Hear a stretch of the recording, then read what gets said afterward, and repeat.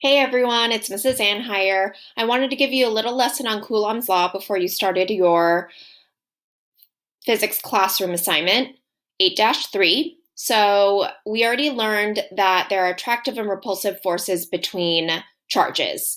So if you have positive charges or like charges, they will repel.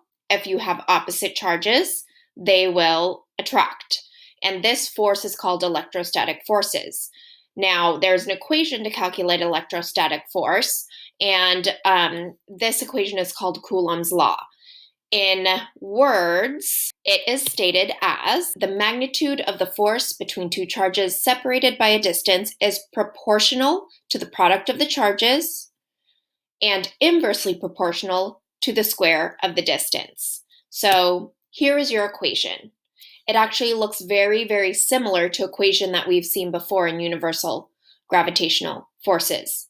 So for that equation, if you pictured the K as a capital G for your gravitational constant and your Q's as masses, mass A and mass B, this would be the exact equation you have for universal gravitational forces.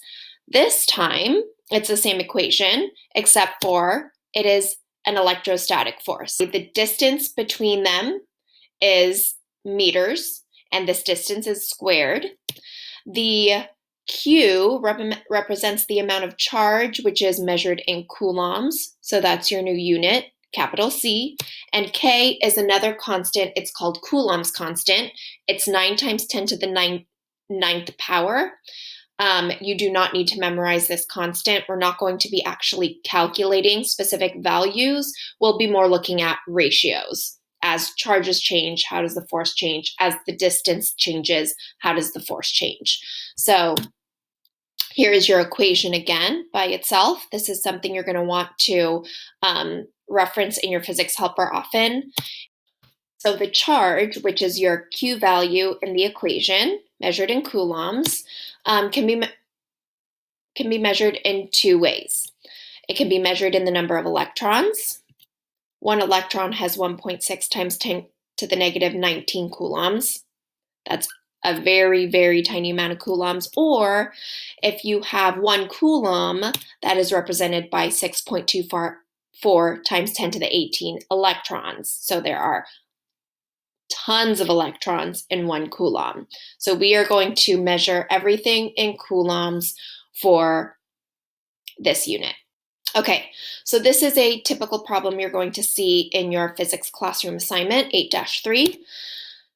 In your assignment, you're going to be asked how the force changes if the charge of one of the objects were to change, how the force changes if the distance between the two objects were to change, or if it was a combination of the two. So I'm going to go over a combination of changing the charge as well as changing the distance, which is the harder of the 3 practice problems. And if you're able to do and understand the example problem I'm doing today, then the rest of the problem should be easy peasy. So let's look at this practice problem. I'm going to do it on my projector so it's easier for you guys to see.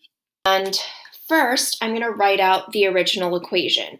We've got F original is equal to my Coulomb's constant times my charge Q1 times Q2 over distance squared. They didn't give us any values for these, but what they did give us is that this force is 18.0 newtons. Now, what we do know is that one of these charges, let's say Q2, increases, it triples. So this is my new Q2. And the distance, it doubles. So this is my new distance.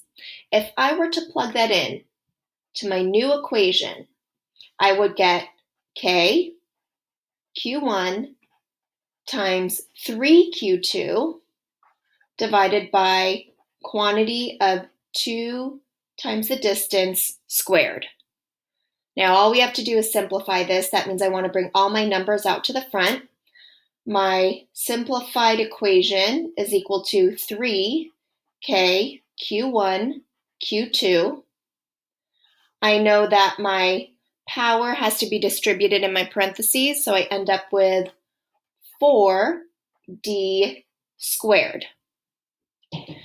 And if I look at this equation without the numbers, I can observe that this is the old equation that I started off with. So I know that my new equation is just 3/4 of my f original.